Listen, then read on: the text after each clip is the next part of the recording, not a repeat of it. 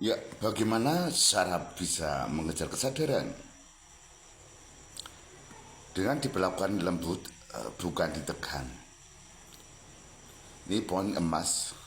Banyak orang salah ya untuk memperlakukan tubuh mengejar kesadaran. Mereka pikir harus kerja keras, harus kuat, harus tubuh ditekan, harus diuji keras, harus digempur,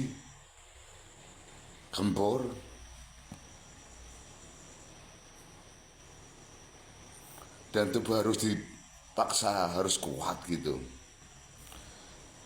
Justru saraf akan menegang dan mengecil dan nggak bisa memadai kesadaran.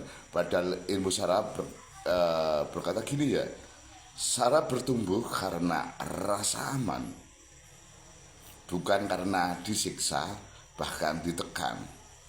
Jika saraf tertekan, tersiksa di dalam tubuh ini, otomatis kesadaran nggak bisa terwadai oleh saraf itu juga.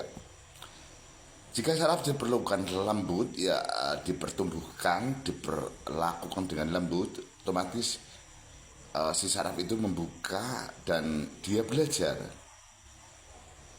Akan melunak dia otomatis dan meluaskan kapasitas. Dia mengejar kesadaran, otomatis dengan sendirinya. Karena kesadaran terwadai oleh tubuh dan tubuh itu wadahnya di sistem saraf. Jika saraf lalu dipaksa, ya otomatis saraf akan menegang dan kesadaran tidak bisa turun. Tubuh akan merasa kesakitan karena belum bisa mengimbangi saraf. Bisa jadi saraf juga pecah. Otomatis pikiran jadi kacau.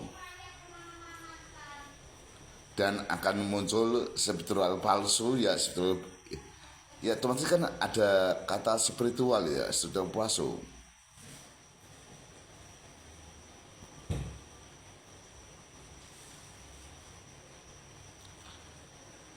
Jika diperlakukan dengan baik dan yang ya sudah tidak ditekan dan biar saraf memenuhi perkembangan kesadaran, itu hukum saraf yang paling benar ya. Ketika saraf lunak, kesadaran bisa masuk tubuh tanpa ada konflik, ada ketegangan, bahkan ada sensasi apapun, netral. Dan di situ mulai tubuh bisa menerima cahaya kesadaran, tidak sakit, tidak panas, tidak kolap, dan tidak menolak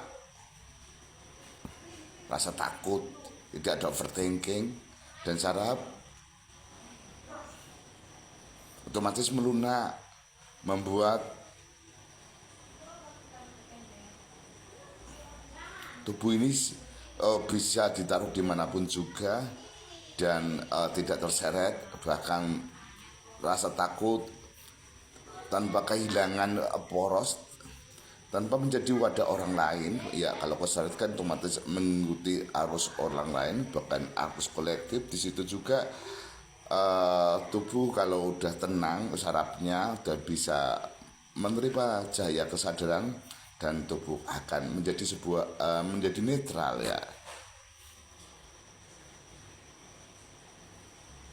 Dan kalau udah menjadi kenetralan, nggak ada terkontaminasi, nggak terseret ke apa, lah itu baru duduk menjadi wadah kesadaran. Banyak kan orang spiritual hanya memaksa tubuh, bahkan tubuh dipaksa ya, dipaksa untuk menampung cahaya, karena spiritual itu di kesadaran itu kan naik ya, terus dan naik, dipaksa untuk memadai cahaya. Ya tinggal tunggu waktu.